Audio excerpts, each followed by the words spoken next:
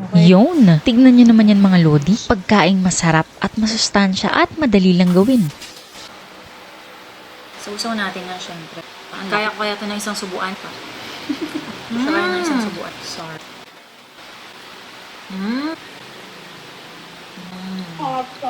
Sarap. This is my favorite. Kaya naman simulan na natin. Rice or kanin. Nakakain ko yung buhok. Oh, gutom na. Meron ako ditong kaning lamig. Pwede kayong gumamit ng plain rice. Pwede nyo din namang i-season ang inyong mga rice. Iinit ko lang to guys gamit ang microwave. Kaning lamig, ininit ko lang sa microwave. Bowl. Season lang natin ng salt. Salt. Pepper. Sesame oil. And vinegar. Ang gamit ko ay apple vinegar, Korean brand. Pwede kayong gumamit ng regular vinegar na meron kayo dyan. Tansya-tansya lang yung ginagawa ko guys, pero ilalagay ko dyan yung exact measurement. Gloves, mix. Haluin lang maigi para ma-distribute yung mga pampalasa na nilagay natin. Habang tumatagal yung paghalo nyo, mapapansin nyo parang lumalagkit na yung rice. Egg or itlog. Para naman sa protein na gagamitin, pwede nyo gamitin ang itlog ng inyong mga mister. Charot, yes. Itlog lang pwede. I-transfer ko lang kasi wala lang trip ko lang. Gusto ko yung lalagyan na yan. Aesthetic. Ang liliit ng mga pula. Season lang din natin ng salt and pepper yung ating egg. Batihin.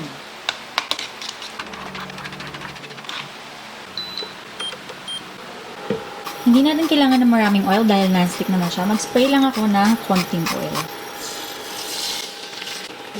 I-roll lang natin. Ayan, pag nakita nyo na medyo luto-luto na, simulan nyo ng i-roll yun. Ito, kulang pa, saka natin dagdagan. Next, ito, hindi ko na siya i-roll. Luto na siya and ilalagay ko na lang siya sa pinggan. Etong egg na to na hindi natin i-roll kanina, hihiwain ko lang ng maninipis. Siyempre, para mas healthy, maglalagay tayo ng vegetables. Carrots or carrot. Cucumber or pipino. Ihiwain lang natin ng maninipis at pahaba-haba yung carrots. Pero ako, gagamitin ko itong ating multi-purpose vegetable carrot.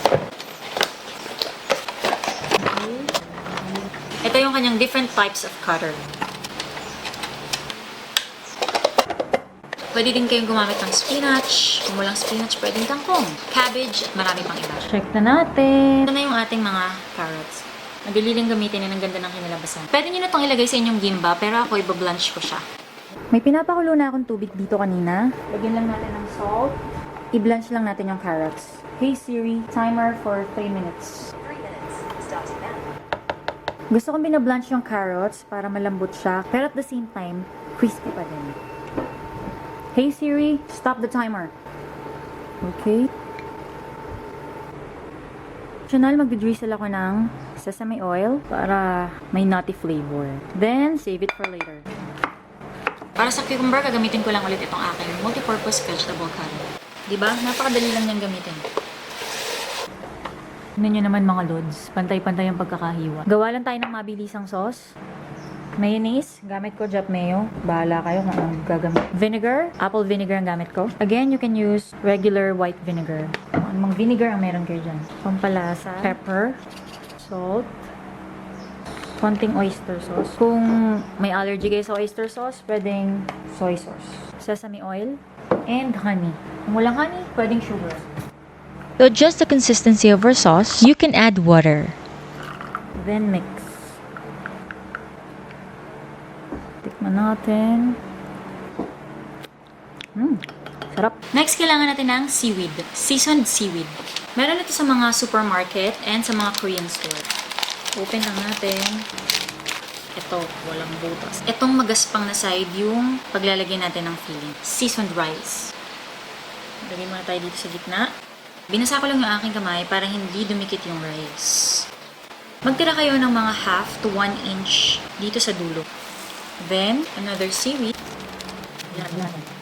Dito natin lalagay yung mga susunod na filling. Para mas healthy, maglalagay tayo ng vegetables. Carrots. Cucumber. Okay Okay na yan. Babalutin na natin siya. Higpitan niya lang. Higpitan lang. Gumawa din pala ako ng iba pang version. Luncheon meat with egg, kay mushroom, meron ding tuna mayo egg, at iba pa. Kung gusto yung mapanood, panoorin nyo lang sa aking other video. Tanan! Wow! O, diba? Hindi nakapaniwala sa sariling gawa. Ang ganda ng itsura niya. Pero syempre, tikiman tayo muna. Tikiman. Ito munang egg lang, tapos nilagyan natin ng vegetables. Carrots and cucumber. So, usaw natin yan, syempre. Sarap. Bagay na bagay itong sauce na to, guys, dito sa ginawa. Kaya ko kaya ito ng isang subuan. Parang ang laki, ah.